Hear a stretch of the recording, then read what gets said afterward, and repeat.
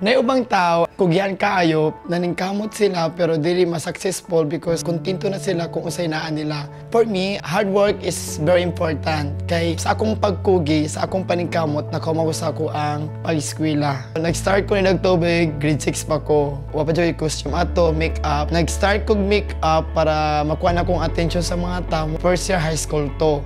Makadug ko sa kanang mga tao, buang kuno ko, ana. Pero di mo ko mahilap. Iprin ako sa Ginoo na, Lord, ikay bahala nila.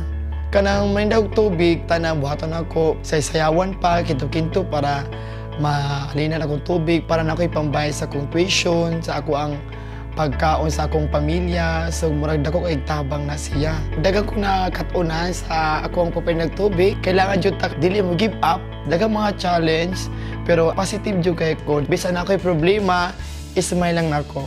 Personal choice na ko mag-teacher kay ganahan ko i-share na ko akong knowledge sa mga kabatan-unan karon because ang mga kabatan-unan kana walay pa kay silang kinabuhi nga ganahan ko mutabang sa tanang mga millennials ang kapobre dili babag aron dita ka mga eskwela. Hard work is number 1 jud na, so maningkamot jud ta. Second is mag-pray jud ta sa Ginoo para makuha nato ato ang pangandoy. You can make success happen pinaagi sa paningkamot, pag-ampo sa Ginoo. Be positive always. Fight, fight, fight to make your dreams come true.